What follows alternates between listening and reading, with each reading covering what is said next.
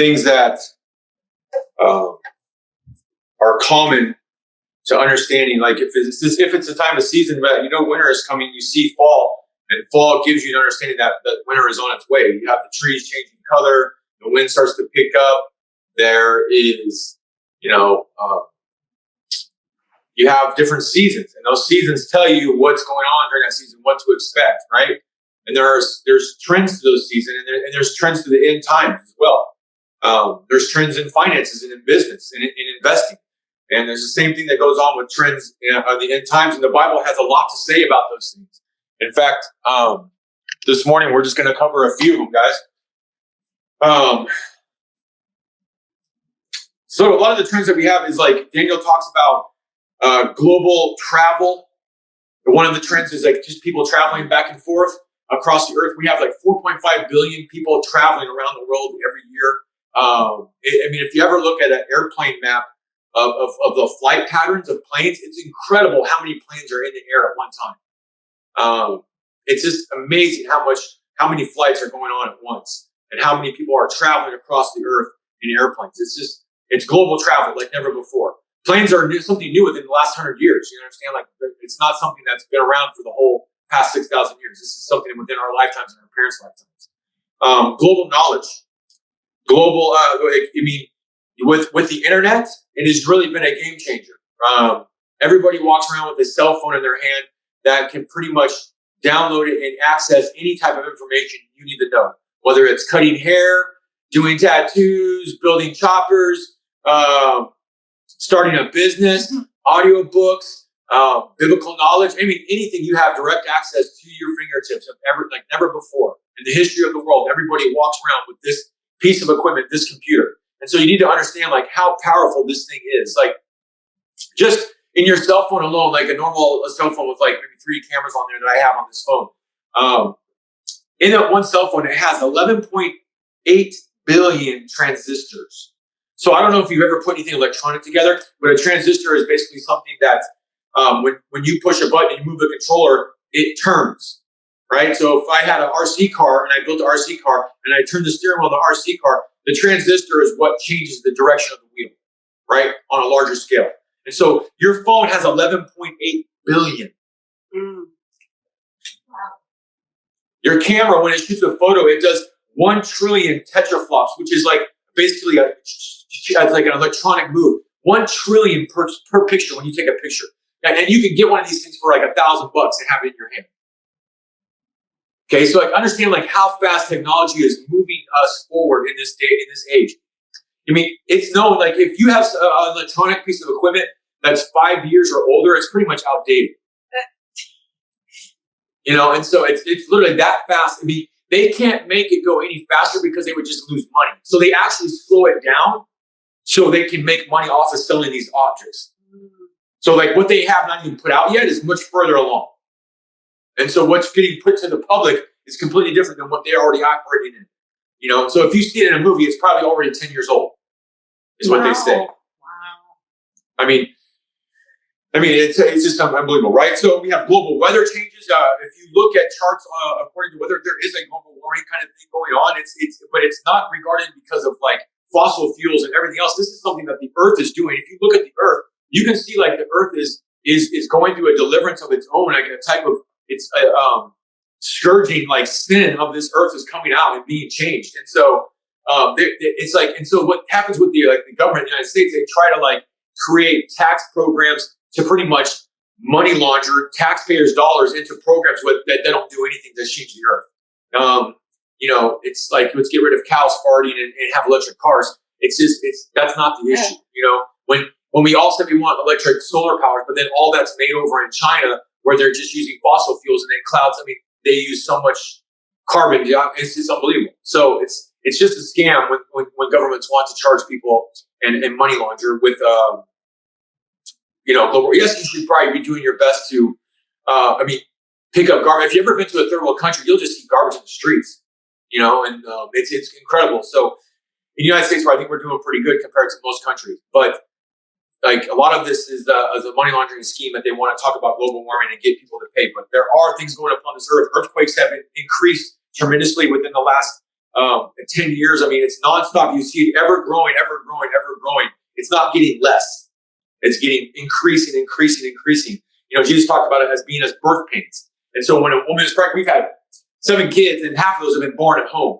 And you can tell throughout the 9-month stage, like it's a little bit here, and I'm a little bit sick, and then it's a little bit here, I'm a little bit hungry, and then here you slow down, way slow down. That baby's getting close, it's getting close, and then as that baby comes, it's just increasing. It's from like ooh, and ooh, and it's like ooh, and it's like literally ow, and it's delivery, and the water breaks, and everything gets crazy, right? And you have all these fluids and smells and crazy things going on during a delivery.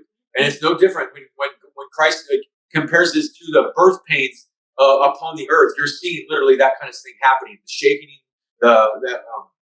that this thing coming forth, the Christ child coming, And so you see in Revelations in chapter 11, it talks about global communication. I mean, I'm able to text my buddy Nalo over in France and talk to him with video phone through the phone that has video and audio, right? And so, I mean, that's global communication on a level that's never been. I mean, the email literally, changed the postal office completely, right? You're able to send a document in seconds to somebody, and they can print it off, And so, just revolutionize things, right? Global pandemics. 2020, I believe, was nothing like we never seen before. Where we seen in our lifetime, where whether it was man-made or pandemic, whatnot, it was still affected global. I saw missionaries in Africa wearing masks. I saw many respected ministers that I held high regard wearing masks and taking vaccines, which blew my mind.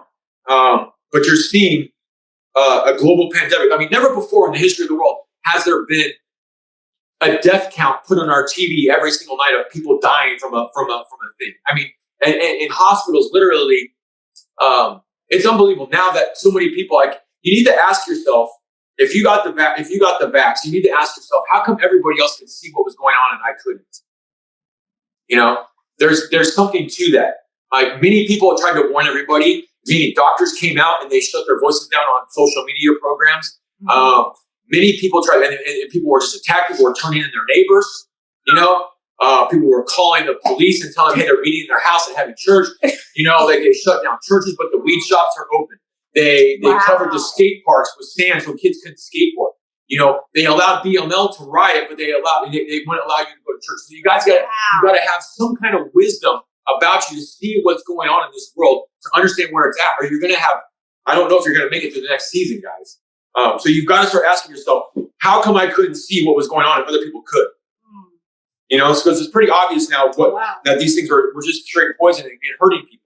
Does that mean that some people didn't affect them? No. But because you can take deadly poisons and it shall not harm you, doesn't mean it won't affect your children or your grandchildren. So there's also another pattern, another trend in the end times is global currency and money. And so for the first time ever, we've sort of seen the ability for a one world currency like never before, with smart contracts and with cryptocurrencies and digital ledgers. There is a way to pretty much track everybody and what they're buying and what they're spending. Even like when they started doing government handouts, it's almost the same thing with EBT cards here. You're only allowed to use those EBT cards at certain places, at grocery stores. But they've opened those EBT cards, which is like basically food stamp card, right? That's what EBT cards here in Arizona are. And you can buy food with that, but many times you can buy Jack in the Box and junk food, and you can buy several things that are not healthy for you, but they're tracking your money and your spending. And many people will stay working at a low-level income job just to be able to collect those food stamps. Wow. And so you've got to ask yourself, if you really want to step into freedom, are you willing to let those things go? Are you willing to let go of government help and government aid if you want to walk into what kingdom's got for you? So, but I believe there's a financial crash coming upon the whole system. And I believe that financial crash will actually move us into a global currency. And they'll be tracking us, but we won't be able to track the government spending, of course, right? But digital currency does give us that ability to actually get rid of corruption. And it also gives us the ability to track what our government's spending and where they're spending that money. But I'm sure they'll make it just where it's able to track us and not them, right?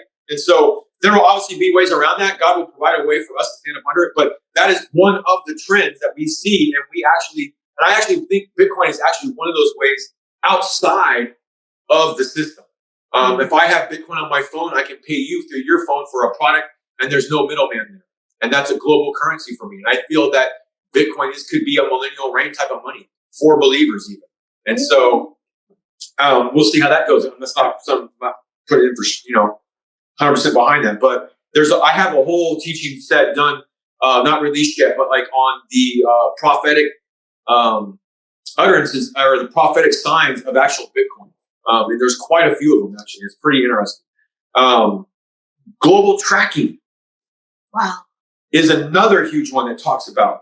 And so never before, like we saw it in 2020 when they had global tracking on your phone, they would know if you came in contact with somebody who had COVID. And so you had settings on your phone where they were actually taking data samples of everybody where your cell phone went and where everybody else's cell phone went. And so if you look at like some of the biggest tracking things going on, Google, Apple are some of your biggest things. They're constantly tracking where you are and where you're going. 5G is set up this way that when you walk outside, you won't even have to have your phone. You go just call a taxi or call an Uber just by speaking it into the air. And so you see China already operating in global currencies and global tracking. If one sector, you could get trapped in a sector or not have access to a different part of the city if you haven't paid your taxes, or you come up as being maybe on a red list or red flag by the government, they will actually block you from moving into a different sector. Oh my goodness. So it's very much like Hunger Games kind of thing, where you can't move into this sector or that sector. You won't be able to travel, so you'll be monitored. And so we're already seeing that. We've given up a lot of these things already free just for social medias and for these kind of things. It's almost impossible to get around this kind of stuff. I mean, only through with the holy power of the Holy Spirit are you really able to move around all these things. You have God gives spiritual gifts for us to be able to move through that translation, and you can move around in the spirit and without needing of cars or phones and airplanes. You can actually move and be in Him. And there's supernatural gifts that God gives, and we're going to talk about some of those things. But today we're really just talking about trends of the end times. And so, guys, it's very important that the book of Revelations is not here just to scare you and say, oh, don't get the mark of the beast and don't get it, and it's all about cryptocurrency and barcodes and 666 and get all full of fear, because it's not. It's really a map that God has given us to give us a gameplay of what an outline of what He's getting ready to do in the end times. It's all about His glory and His revealing of how He feels about Israel and about His chosen people. And yes, us as a church, and yes, as us, the believers, have been grafted into that. But this end time and the tribulation is all really about pointing towards Israel and God sitting on the map and saying how He loves Israel and will redeem Israel and pull Israel back into the fold. And so that's what this is all going to. And so sometimes in America, we get so caught up in the fact that we think it's about us and the church in America. And it's not. God is a God of the Jews, not of the church. The God of Israel. Even when He was talking literally to the Samaritan woman, right? And she's like, well, you Jews say that you worship here on this mountain. He said, and Jesus actually corrects her and says, look, you guys don't know where you worship, but the salvation comes through the Jews. Jesus literally says that. And that's what the whole promise from Genesis 3:15. That's why they keep such good, the Jewish people kept such good records of everything. It was to show the genealogy of the promise of the Messiah coming through the birthright of the Jewish nation. And that's what makes them special, and their ability to record this, that the promise of God came through them. Abraham and Moses were picked, the God of Jacob. He's a Jewish God, and He is first for the Jew, then for the Gentile. We have been grafted into that, and everybody who accepts that becomes part of that nation, becomes part of the family. And I'll say this, it's not so much like the Jewish nation, what they're doing. They have not accepted Christ, obviously. A lot of them have, but as far as the nation and the politics, and so many things that they do are no different than any other nation. And so many things that they do that many nations will hate them for a reason here in the end times. And we'll get to that in a minute. But weapons of mass destruction, we're seeing, weapons That's part of a global trend. God talks about the end times. There's a talking about a day of fire. There's talking about of how murder will just increase upon the land. And so we actually, in Revelations, it talks about how almost over half the population of the earth will die off. And so you could see these things very possible with weapons of mass destruction. The types of missiles that are being hypersonic missiles travel at 1 to 5 miles per second. So you need to understand, like a bullet out of a gun, a 9mm travels at like 1,200 feet per second. That's like 5 football fields, I believe, or 4 football fields. At 1 second, like you can't dodge a bullet. You could be 4 football fields down the road, and I can shoot at you. You're not dodging that bullet. Now imagine 5 miles per second with a missile, with a nuclear warhead on top of it. Like these things are moving at such speeds with such destruction on it. I mean, it's you're not taking them out of the air. You're not shooting them down. I did research some of that, and it says Google says that they can be shot down, but I'm not sure if I believe that. But who knows? But if you're talking about weapons that have been designed and made, especially now when we have the day and age where it's all done through drones, where it's done through machines, it's just crazy the kind of weapons. I mean, even in 2020, you saw the releasing of robotic dogs in the parks in New York that were going around and filming people and talking to people about why they're not wearing masks and why they're not separating people.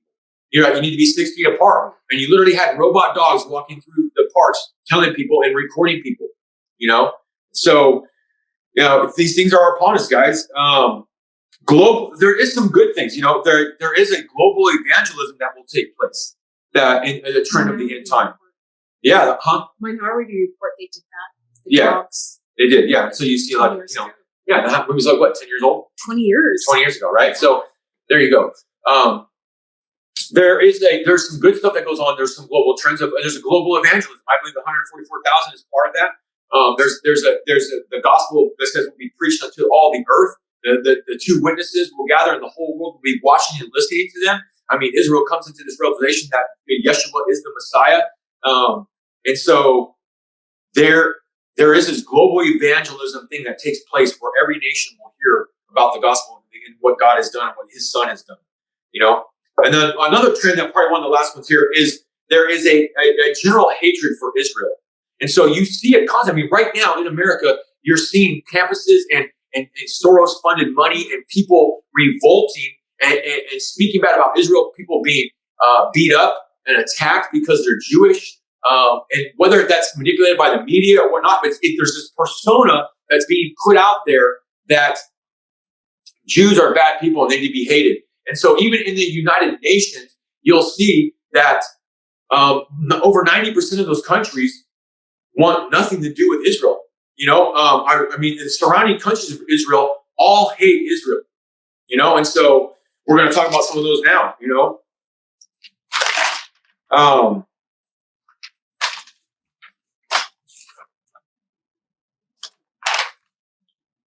Let's talk about, let me read this Daniel chapter 12 to you guys, okay? Because sometimes it's just like, let's read the scriptures and see what the scriptures say. And so Daniel chapter 12 says, at the time Michael shall stand up, a great prince, who stands and watches over the sons of your people. And there shall be a time of trouble, such as never was since there was a nation, even to that time. And at that time your people shall be delivered, everyone who is found written in the book. And many of those who sleep in the dust of the earth shall awake, some to everlasting life, and some to shame and everlasting contempt. But those who are wise shall shine like the brightness of the firmament, like the stars, you guys.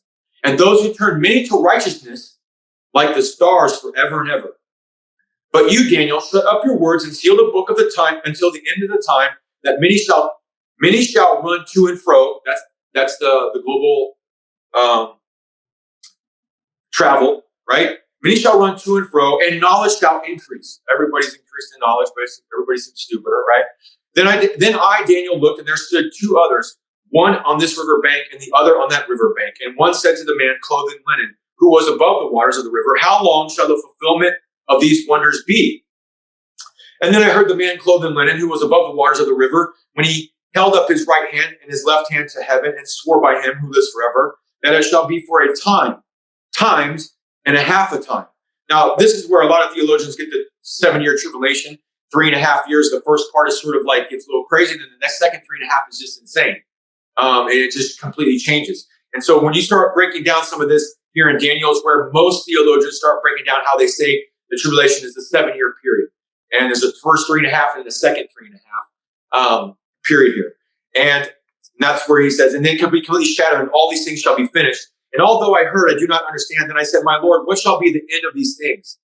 And he said, go your way, Daniel, for the words are closed up and sealed till the time of the end. Many shall be purified, made white, and refined. It's coming back for a beautiful bride, right? But the wicked shall do wickedly, and none of the wicked shall understand, but the wise shall understand. And from that time to the daily sacrifice is taken away, and the abomination of the desolation is set up. The abomination of the desolation, remember that. There shall be 1,290 days. Blessed is he who waits and comes to the 1,335 days. Again, you start seeing the breakdown of this time period of how the tribulation is going to, how long it's going to be, and how long it's going to take effect, and what goes on there. But you go your way to the end, for you shall rest and will arise to your inheritance at the end of the days. So he was telling Daniel, it's not for your time, but it's coming for a time in the future, right? Matthew 24. Let's do Mark 13, because very few people. Most people talk about Matthew 24 and Luke 21. Those are sort of the big ones. But Mark's always been one of my favorite Gospels. There's Mark 13, I believe. So what's really crazy is Mark 24, Luke 21, and Mark 13 all correlate with Revelation chapter 6. And that's the 4 horsemen and the 7 seals upon the earth. Jesus' parable here, this is the Olivet Discourse. This is where he goes up to the Mount of Olives, and his disciples are like, hey, what's the end of the times? They were curious, like, how do we know what's going on? When's your, like, what's this? And this is when Jesus breaks it down to them. He's like, this is what's going to happen. This is what's going to look like. Don't be surprised when this stuff starts going on. This is the beginning, so that you know it's happening. And so he breaks these things down to them, right? So chapter 13, verse 3, it says, now he has sat on the Mount of Olives, opposite of the temple. Peter, James, John, and Andrew asked him privately. He said, hey, tell us when all these things will be, and what will be the sign of when all these things will be fulfilled. And Jesus answered them and began to say, take heed that no one deceives you. For many will come in my name, saying, I am he, and will deceive many. So right there, Revelation 1, the first seal, or the white horse, the first horseman of the populace, is either the Antichrist or deception.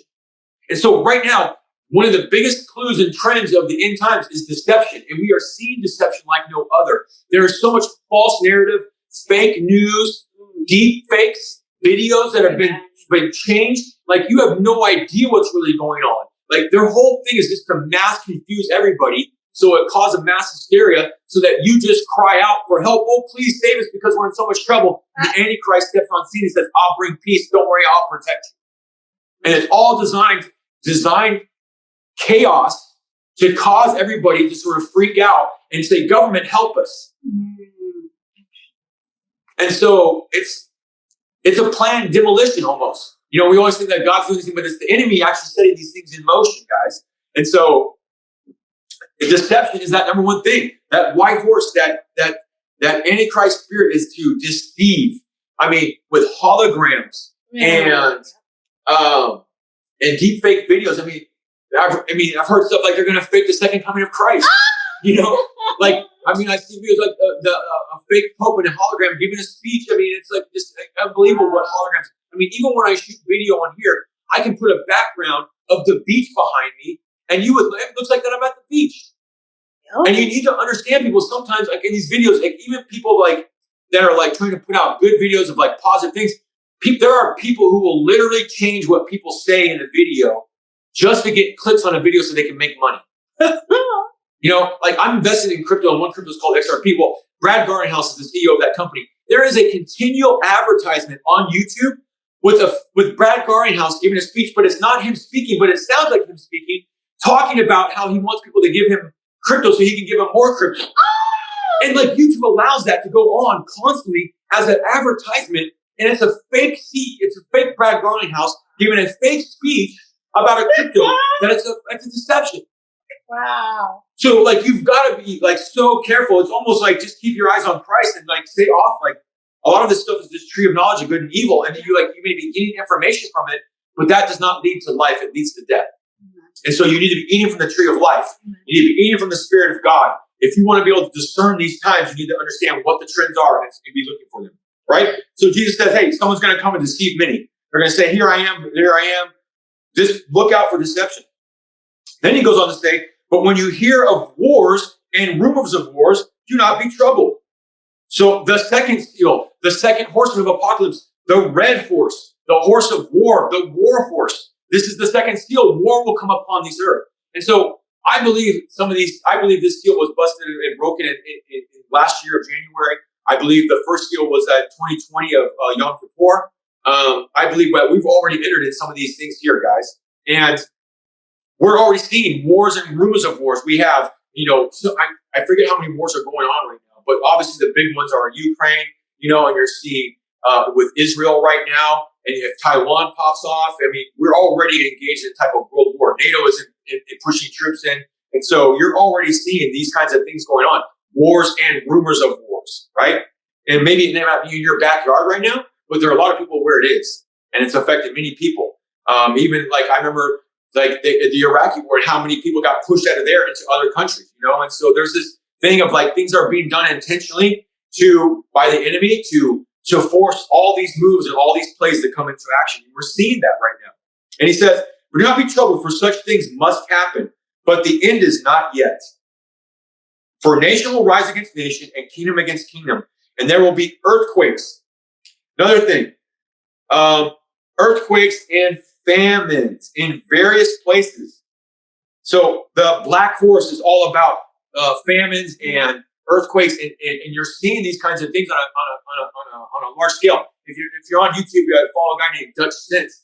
He's a pretty cool guy, but he's out there. But he's like someone who's not working for the government that's actually posting stuff, and he's calling out these earthquakes from before they happen and where they're going on, and volcanoes that are taking place. And so you're seeing the largest earthquake that's ever hit the United States just happened last year in Alaska.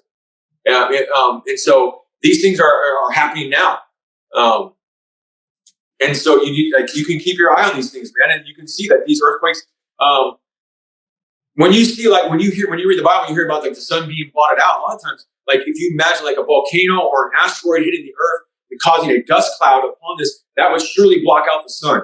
I mean, that's happened in times past, And so many of these things have happened in times past. So how do we know that what Jesus is talking about right now is for us? Well, he starts talking. He's going to explain here that when you see all of these things, so all of these things happening at once, it's not just once in a while over here's an earthquake, once in a while over here's a war, but it's going to be like the birth pains. It's increasing. The labor is getting close and closer. The baby is coming. Jesus is returning, right? And there will be famines and troubles. These are the beginning of sorrows. But watch out for yourselves, for they deliver you up to councils, and you will be beaten in synagogues. You will be brought before rulers and kings for my sake, for a testimony to them. So, that next horse, death, we see many troubles, famines, people dying. That's the pale horse. It's correlated to that fifth seal that gets broken in Revelation chapter 6 is martyrdom. And for right now, we're also seeing here, even in Revelation 1, he talks about the church, how it will be martyred, pulled in and arrested. We're already seeing many people, Christianity is going to become illegal at some point in time. Many people turning in Christians meeting in houses were turned down. Many nations, you're not even allowed to have a Bible in already. But you're already seeing that if you stand up for the Jews or you stand up for Christianity, you're being blasted on internet. If you're standing up for Christian values, you're being attacked. If you have a platform where you're speaking out against a lot of these things, you're being attacked for it, and your finances are getting shut down. You're going to courts. They're calling like fake cops on you, like, or the police that come and like saying you're getting ready to shoot somebody. You know what I mean? Like there's a literally attack going on Christians. Like even if you believe in not taking the vaccine, you lost your job if you were a nurse. So many persecutions are already being taken place for the Christian church, and I believe it's just going to increase. And so you need to be aware of those things. Like you need to be training yourself to be able to stand up and not deny Christ. We're going to find out real quick who's really a believer and who's not. I mean, if they threaten you to take your children away, will you deny Jesus? Real talk. Are you prepared for that? Many of you will be beaten in the synagogues and will be brought before rulers and kings for my sake for a testimony to them. And the gospel must first be preached to all the nations. That's that global evangelism, right? But when they arrest you and deliver you up, do not worry for beforehand or premeditate what you will speak. But whatever is given in you in that hour, speak that. For it is not you who speak, but the Holy Spirit. Now, brother will betray brother to death, and a father his child. And children will rise up against parents and cause them to be put to death. And you will be hated by all for my name's sake. But he who endures to the end shall be saved. So it talks about you enduring. There was no escape thing there. It says you need to be enduring to the end to be saved. So when you see the abomination of the desolation spoken of by Daniel, the prophet, that we got done reading earlier, right? Standing where it ought not. Talking about the Antichrist setting up himself as in the temple in Jerusalem, really. Then let those who are in Judea flee to the mountains. Let him who is in the housetop not go down into the house and not enter to take anything out of his house. And let him who is in the field not go back to get his clothes. But woe to those who are pregnant and those who are nursing babies in those days. And pray that your flight may be not in winter, for in those days there will be tribulation, such as not been since the beginning of the creation which God created until this time and never shall be. And unless the Lord shorten those days, no flesh would be saved, but for the elect's sake, in whom he chooses to shorten the days. So you see just this Israel, Jerusalem being attacked, and you're seeing this Armageddon being formed, these armies coming against Israel, right? For false Christs and false prophets will rise and show signs and wonders to deceive, if possible, even the elect. But take heed and see that I have told you that all these things beforehand. So he gives us this warning so that when these things start going on, you're not freaking out. You're like, oh yeah, I already got warned about this. I'm prepared for it, right? So you have this psychologically, you're able to withstand the psyop, the deception, right? But in those days, after the 7-year period, there's even the sun will be darkened, and the moon will not give its light, and the stars of heaven will fall, and the powers in the heaven will be shaken.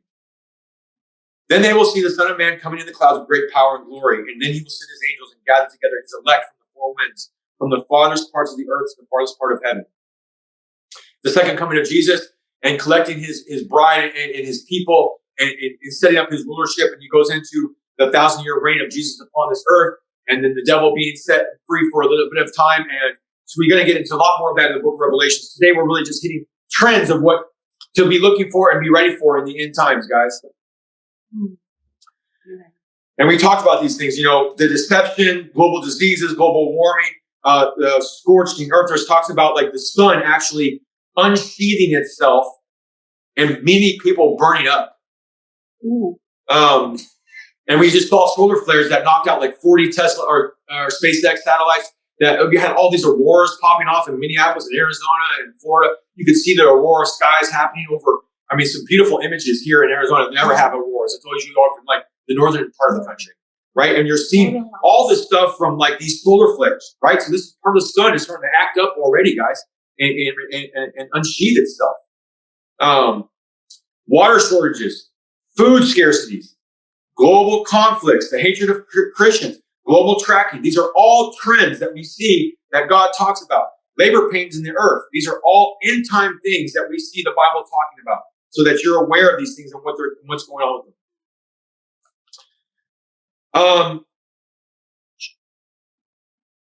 John 4:22. This is where Jesus is talking to the Samaritan woman. You do not know what you worship, but we know what we worship. For salvation is of the Jews. Salvation comes through the Jews. It comes through the Jewish lineage of God through mankind, through his son Yeshua. Now it doesn't mean like if you're not a Jew or you're a Jewish person that you're any less of a person or a human being or a God's child, because you need to understand something. Adam and Eve were not Jewish. They weren't Christian. And Jesus wasn't a Christian. So many people think that Jesus was Christian. He wasn't. The word Christian is actually a derogatory term that was given in the book of Acts in the city where they were making fun of the Christians. They were like, it was the same way. And they took on that label and used that the same way we do in society today. I mean, you have societies that take on that word that's used to put somebody down. They actually take that on and use it as identity, and the word Christian was taken at that point in time. in the early part of the church, it was called the way. So it was a type of lifestyle and how you lived your life. Yeah, this is the way. That's why we love Mandalorian, right? This is the way, right? And so you see that taking place. And so let's talk here.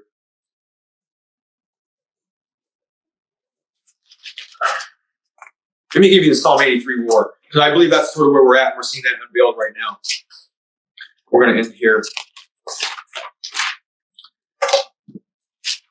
There's a lot we could go into, man. Zechariah 12 and 13 and 14. Ezekiel, that's 38, 39. It's Iran coming in and attacking. But Psalms 83, I believe we're seeing the unfolding of that currently. And so some of these trends that are coming forth and some of these scriptures that have been prophesied in times past are now being revealed to us, right? And so we take a look at those now. It shows us what these things and what they're talking about. So Psalm 83 says, "Do not keep silent, O God. Do not hold your peace, and do not be still, O God. For behold, your enemies make a tumult, and those who hate you have lifted up their head. They have taken crafty counsel against your people and consulted together against your sheltered ones. They have said, come and let us cut them off from being a nation." See that? Let's cut them off from being a nation. Let's destroy Israel off the land, that the name of Israel may be remembered no more. I mean, literally, you have the president of Iran saying this out loud, saying that Israel needs to be destroyed completely, right? Oh my goodness. For they have consulted together with one consent. They have formed a confederacy against you. So this is really the confederacy against Israel. You're seeing all these nations around Israel coming against Israel right now. They're forming a confederacy, having one thing in mind, is to destroy Israel. The tents of Edom and the Ishmaelites, Moab and the Hagarites, Gebal, Ammon, Amalek, Philistia, and the inhabitants of Tyre, Assyria, also who have joined with them. They have helped the children of Lot. All these people are coming in against Israel. Deal with them as with Midian, as with Sisera, as with Jabin in the brook of Kishon. So this whole psalm is like a prayer to God, sitting here saying, hey, God, just deliver us from our enemies, right? Who perished at Endor, who became a refuse on the earth. Make their nobles like Oreb and like Zeb. Yes, all their princes like Zebah and Zalamuna, who said, let us forsake ourselves the pastures of God for a possession. Oh my God, make them like the whirling dust. What's a whirling dust? Like the chaff before the wind. As the fire burns the woods, and as the flame sets the mountains on fire, so pursue them with your tempest and frighten them with your storm. Fill their faces with shame, that they may seek your name, O Lord. Let them be confounded and dismayed forever. Yes, let them be put to shame and perish, that they may know that you, whose name alone is the Lord, are the most high over all the earth. Guys, when you break down that psalm there, you need to understand, like, it mentions many nations back then during this time, but you'll see these nations today around Israel. Like Edom is modern day Esau, Petra. Those are the descendants of Esau. The Ishmaelites, is Ishmael. That is basically Saudi Arabia. These are descendants of Ishmael. Saudi Arabia is. That's in the south of Israel. And so Moab, those are all the people, the children of Lot. You have the Assyrians. That is basically Iraq today. Babylon. How about the Jabez? That's actually the Jordan area. Ammon, Amalek, the Philistines, right? We hear about them all the time. We always hear about, David Goliath and the Philistines. Well, that is actually, when you break that down, you will actually see that is the Gaza Strip. That is the Palestinian people. That you can actually see the name change of that group of people being taking place. That area, at least, maybe a different group of people, but that area is the Gaza. So you also have Tyre in here, which is a huge one. That's modern day Lebanon, which is also modern day Hezbollah. Lebanon is backed by Hezbollah. And did you know that Lebanon is actually one of the largest purchaser of weapons? Hezbollah is, and those weapons are all aimed at Israel. They actually literally have, when my studies shows that there's 150,000 missiles in Lebanon that is aimed at Israel. You need to understand the depth of that. 150,000 missiles aimed at Israel. And at Israel's closest border in Lebanon, is Hezbollah has 150,000 missiles aimed there. That's like equivalent to almost all of the major countries in Europe, and how many missiles they have on hand. That's how many missiles right now in Lebanon are aimed at Israel. It's insane, according to what I've dug up on the internet, guys. There's prophecies that Egypt is sort of against Israel, but they never jump in, and we see Egypt even to this day not not putting boots on the ground, not getting involved. And so you see this Psalm 83 war taking place, and these surrounding countries coming against Israel. And at a later date, we're going to get into more of the Ezekiel 38, 39, Iran and Russia and China coming in, and Armageddon, and the breaking down of the book of Revelations. We're going to see some of these things. We're going to be getting into the a little bit more deeper, the four horsemen, the seven seals, and the seven bowls of wrath, 144,000, the mark of the beast, God's mark upon his believers. There's a lot to cover there, guys. But today we really just want to set some trends for you that you can see these trends. And yes, people have been talking about these trends for many, many years, but you're actually seeing a climax of them like never before upon this earth. Never before have we had a cryptocurrency. Never before have we had a cell phone with complete knowledge going around the earth. Never before have we been able to travel the way we are. Never before have there been weapons of mass destruction like the way we have since World War II. So you're seeing things on a scale and a level that they have not been able to fulfill until this time and day. With that, guys, it's not there to scare you, but to prepare you, right? Be prepared, not scared, you know? And so people would ask me, well, do you prep food? You bet I prep food. I have 7 to 9 people I take care of. Now, it's funny, like, 50 years ago, or 80 years ago, everybody was a prepper because there wasn't no grocery stores. And so and people say, well, you don't have any faith. No, I don't have faith in our system. That's a big difference. Like, the system is corrupt. Like, if gas goes to $10, $15, they're not going to deliver food to the grocery store, guys. Everybody's so used to just going to the grocery store to get your food. You should have, you can buy a bag of rice for $10, or quinola or whatever you like, right? Or beans. You should all have a bag of, look at the freeze that happened in Texas a couple of years ago, and everybody's electricity shut off. Nobody could cook any food. Well, you can put beans and rice in a pot of water and let it soak, and it softens up over a day, and you can eat it. So, you guys should have things prepared, especially if you have children. God also gives you the right to have, a Second Amendment and protect yourself in this country, and you should be exercising that right as well. Right.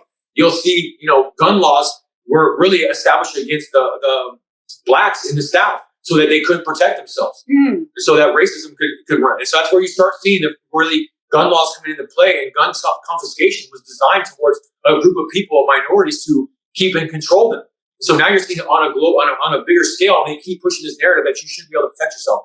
When almost it's so small a percentage of actual murders that happen by gun, it's like less than 1%. But what they don't tell you is that most deaths that happen by guns are suicides. Like, over half of them are suicides. So when you look at a death rate of what guns do in America, it's not because people are killing each other so much, but it's because people are killing themselves. And so you need to understand that. So practice your Second Amendment. It wouldn't hurt to have some extra food and water stored up somewhere. If you're single and solo, I could go 40 days without food probably, and you can survive off soups and whatever else, but if you have a family, or maybe God is preparing you like Joseph to be able to feed thousands of people in a whole nation. Amen. So listen to the Lord on that, guys. You have the ability to hear God and where he's saying, and it's unique for everybody's position and where you live and where you're at and who you have to take care of. So God bless you with that, Father God. I just ask that you would just give us wisdom, Father, that we would have your insight, that you would speak to us clearly, that you know what you have going on in this world. We thank you for the warnings you have given us. We thank you for the Holy Spirit to empower us and to give us boldness in this time of this season. It is a beautiful time to be born. And we thank you and praise you for it in the mighty name of Jesus. Amen. God bless you guys. Have a great afternoon. Love you.